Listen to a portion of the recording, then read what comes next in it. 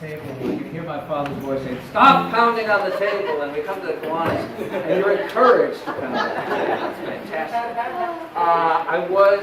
Thank you, first of all, for having me. Thank you, Harvey, for inviting me. And if you hate what I have to say, then you can blame Harvey. Yeah.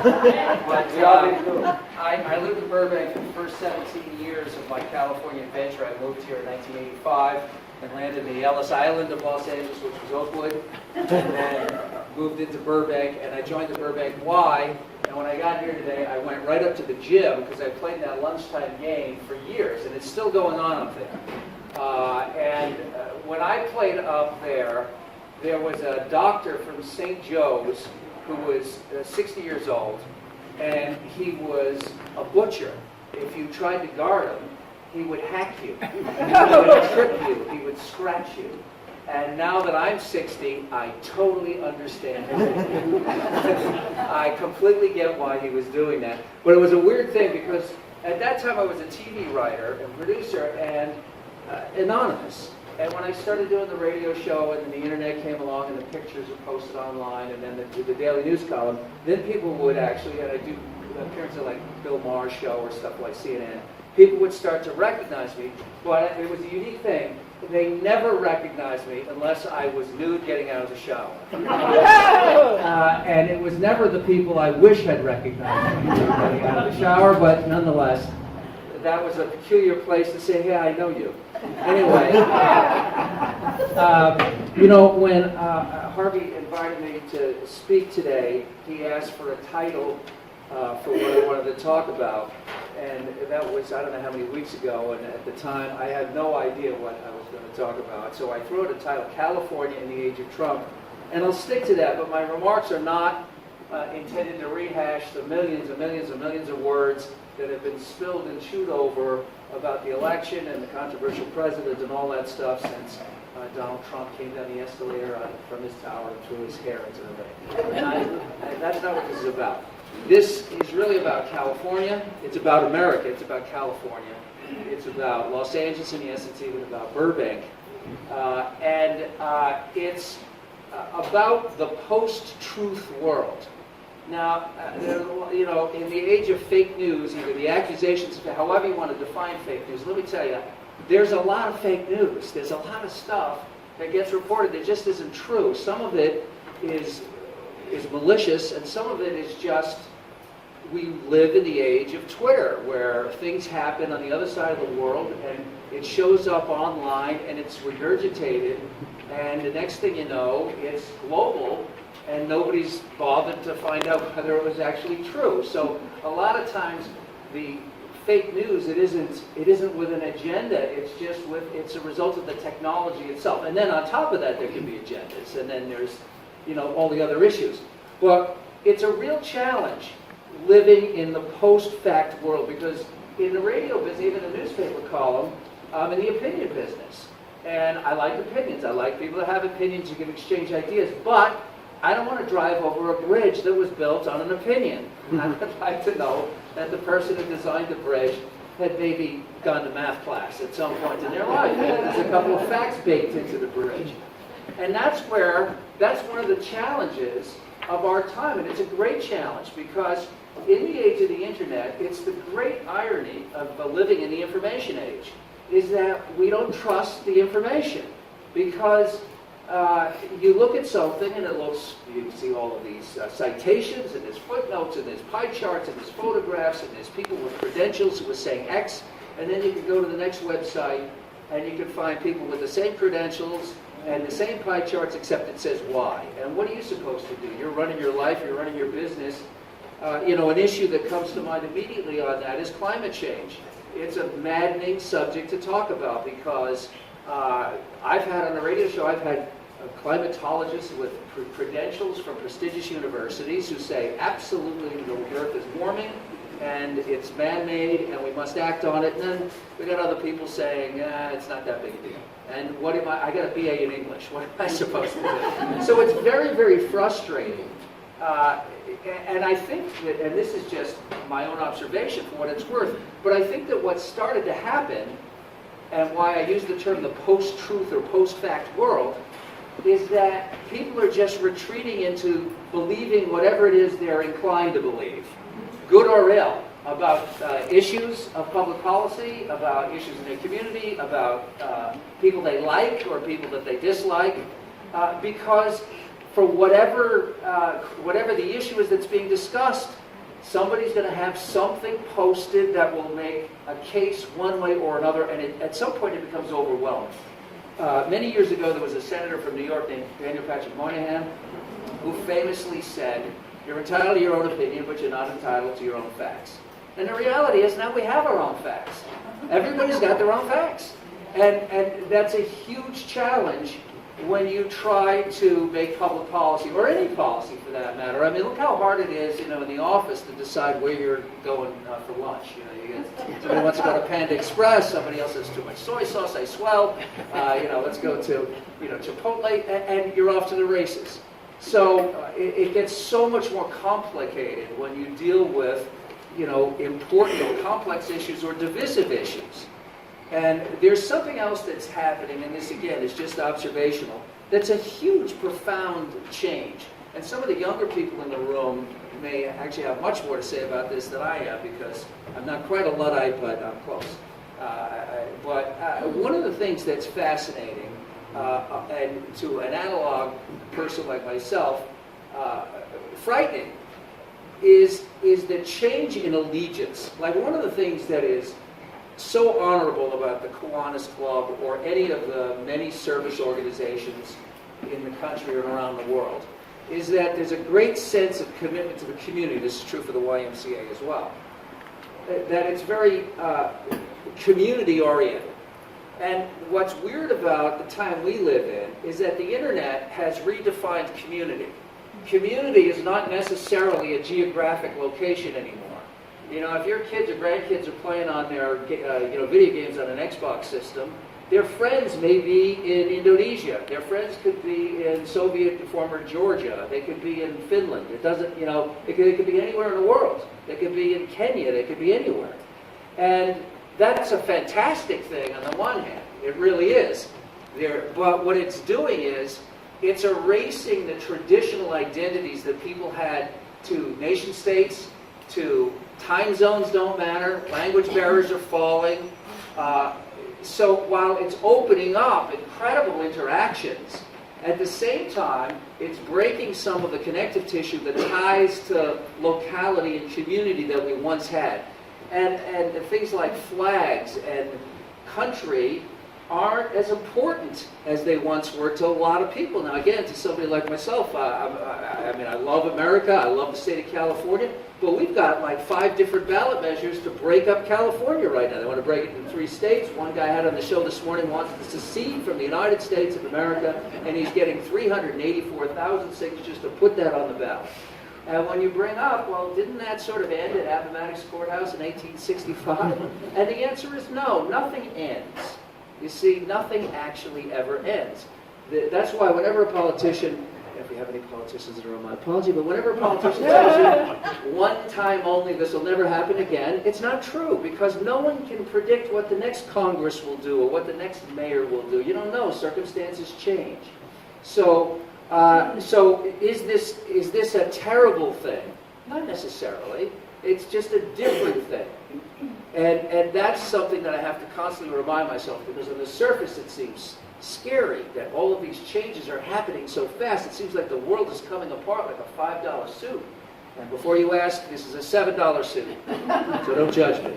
But the thing is, it's not necessarily a bad thing, but it's a different thing. And it's something that we should be aware of that it's happening, because this technology came into our lives so quickly and has been embraced so overwhelmingly that we actually haven't had a chance to absorb its meaning to us. When the atomic age came upon us, Dwight Eisenhower said, and I'm paraphrasing, but it's pretty close to what he said, that he feared that our capacity to destroy ourselves had transcended our ability to even comprehend what that power meant.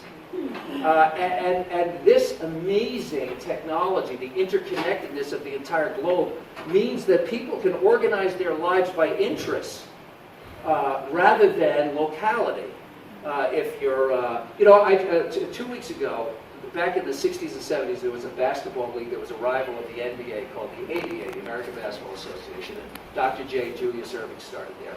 And they were commemorating the 50th anniversary of the ABA in Indianapolis 2 weeks ago. And I was, as a kid, I was a nut growing up in New York for the ABA. So I said, I gotta go. And it was like walking into my childhood.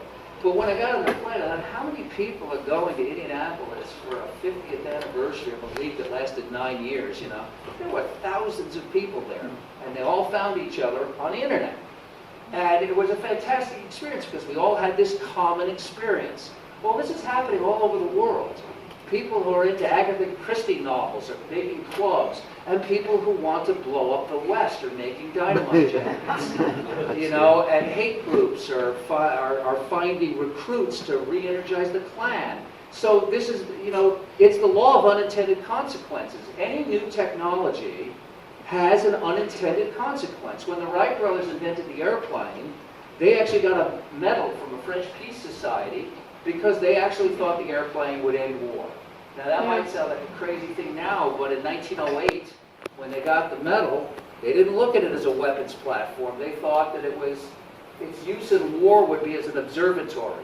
And at that time in history, wars were fought by armies of equal strength, outflanking each other and surprising each other. But with the airplane, you couldn't do that. You'd always know where the other army was. That was in 1908. In 1914, the world went to war, and they did know where each other's armies were. And what did they do? They dug trenches and lobbed gas canisters at each other for 4 years and killed 20 million people because they couldn't outmaneuver each other. They always knew where they were. So nobody saw that coming in 1908. But there's always an unintended consequence to even great technologies. And the internet is unquestionably an amazing, incredible tool, but like any tool, how do you use it? I mean, a hammer's a great tool unless you use it to smash your neighbor's head, and then it's a terrible tool, right? Or your finger. I'll use a more benign example. So these things, we should be discussing them. What place does it have in our lives? And we also have to keep in context that the world is not terrible now. Now, it might seem that way by watching the news or watching your phone. It may seem like, oh, it's terrible things are happening. And there are terrible things happening. But in fact, by an actual fact, not fake news, this is the greatest time to be alive in the history of human beings. And there's no question about that. The data, even if you just want to boil it down to numbers, life expectancy up virtually everywhere. Poverty being reduced virtually everywhere. We have extinguished famine globally, and the problem now is obesity. We've got too much calories coming into diets. The places where there's still famine is purely political. There's enough food in the world and distribution to get it there, and the places where people are starving is because the corrupt regimes or war has interfered with the supply chain, but we're not lacking food and the ability to get it to starving people. Women's rights. Gay rights, transgender rights. We've got so many rights. We've got people in buildings whose job it is to get schnauzers the right to vote. I mean, we have animal rights. We have all kinds of rights. We got people who are working on these things, and they're important to be working on.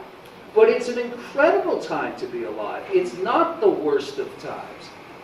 But you would think that it is, that, you know, those of you who are older will remember your parents grew up in the Great Depression, when there where there was 2 ocean wars, the Dust Bowl, and 40% unemployment, and people actually starving to death in the streets.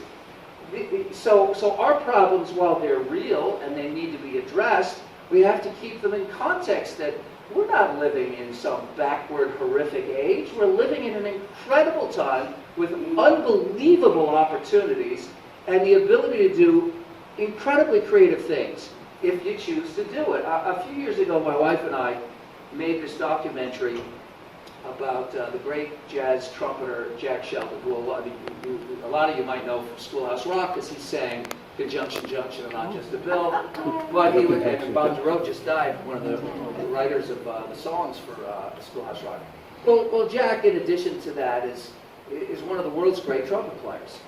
And we made that movie ourselves, essentially, because we could in the digital age. You could go out and shoot a feature. We had 93 hours of footage for an 89-minute movie, ultimately.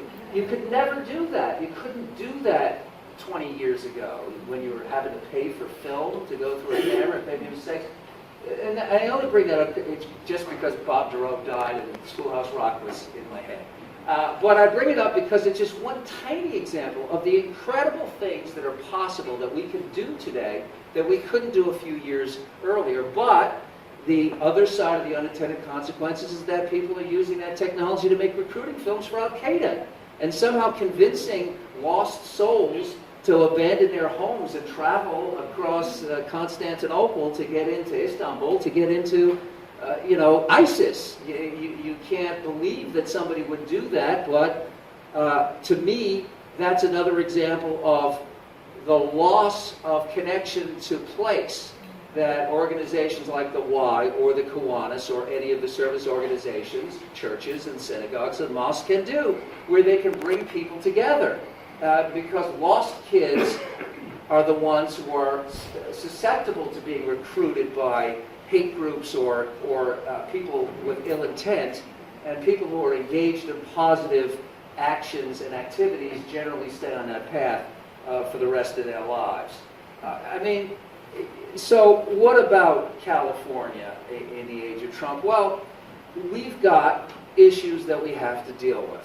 And you know what they all are. First is, let's face it, is traffic. Right? That's first and foremost. We've got to deal with traffic, and we have to deal with homeless. We have to deal with housing, the cost of housing.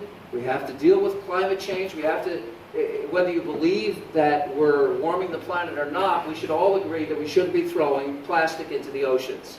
And that the ocean gyres are not some made-up thing by communists because they don't like Pepsi bottles. It's a real thing, and it's preventable. You know, in World War II, where every piece of rubber and metal had practical use for war, we recycled everything.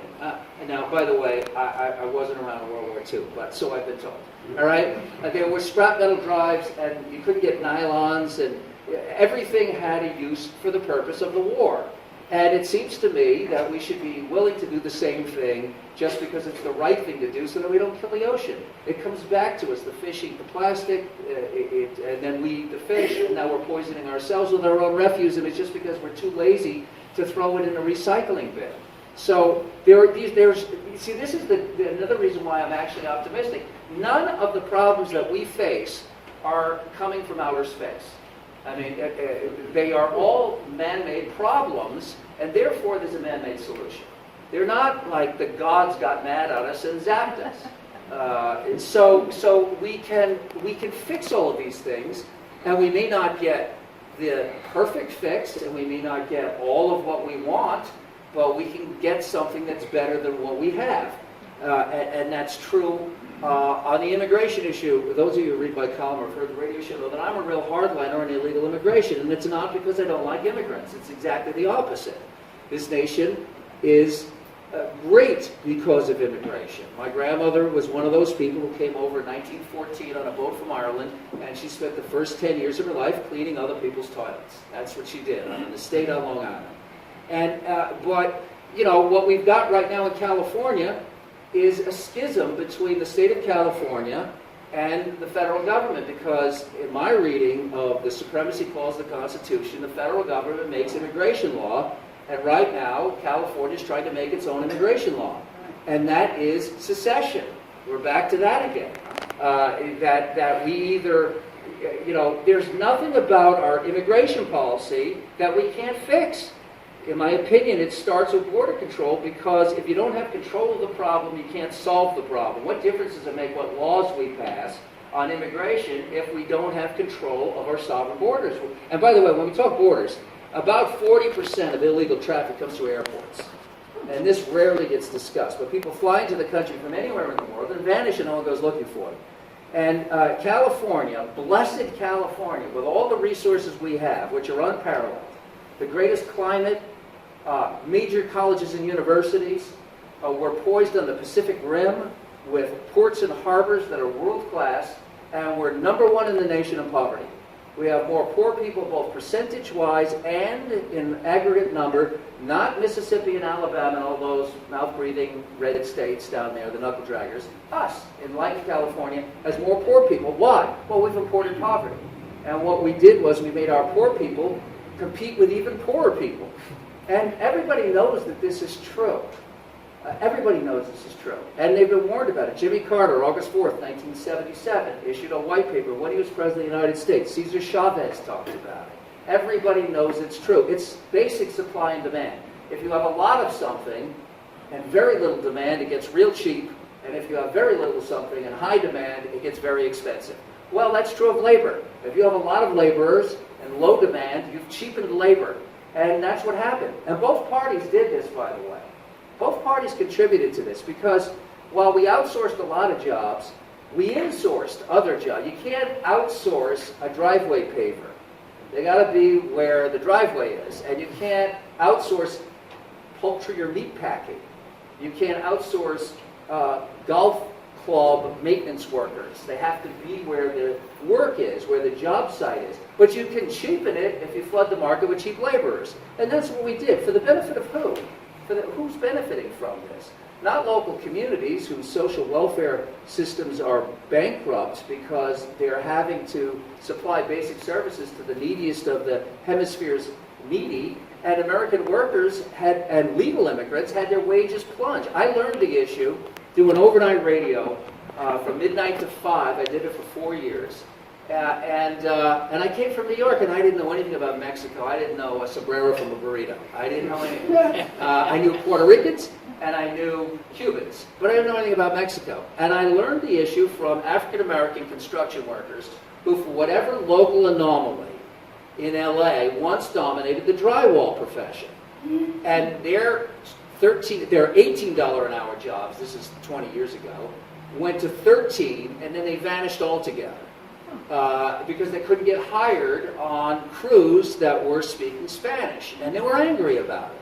And they looked to their leaders for help, but their leaders were looking at the demographic trends and were starting to go, say, well, we have to support the Hispanic community. And the irony here is that the media reports this issue as if there's universal support for illegal immigration amongst Hispanics, and that's not true either, because, as I said, Cesar Chavez understood the dynamic that open borders equals cheapening labor, and it was bad for the grape pickers and the workers he was representing.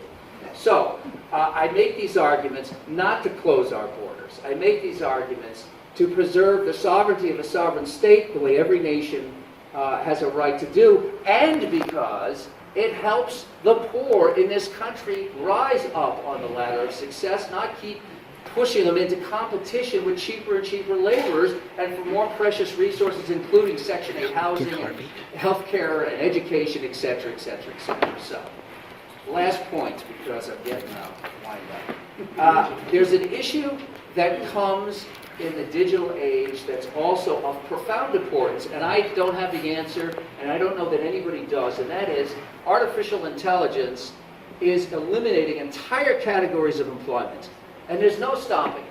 There just isn't. It's like, I might as well take a kitchen broom to Malibu and try to sweep the ocean back to Japan. When a machine comes along that is efficient and does what it's promised to do, it's simply cheaper to do that. And as a result of these incredible technological breakthroughs, we are displacing millions of workers with that snowball coming down the hill and gathering momentum, and nobody knows what those workers are going to do. The cliche is, we will use our community colleges to retrain our workers. And when you say retrain them for what, it's crickets, because no one has that answer. You know, we can't all be healthcare workers. We need healthcare workers, but not everybody could be in healthcare. So we don't know what that answer is yet, but that's something that we should be thinking about, because people need a purpose in life. And if they can't find it in employment, and they can't find it in organizations like the Kiwanis and other service organizations, who knows where they will put their energies. Hopefully it's into something creative, but it might not be. And we should be examining this, but because it's not some distant thing that's coming. It's coming right now. It's coming down on our heads. I've got multiple friends I'm not bragging, but I have multiple friends who have already lost their job. My closest friend in the world worked for the record companies. The record business has been gutted. It's a shell of what it was 20 years ago because of Napster and file sharing, et cetera, et cetera. It just doesn't exist anymore. And this is happening over and over and over again in more and more industries. And what do you do with all these people? These are the conversations.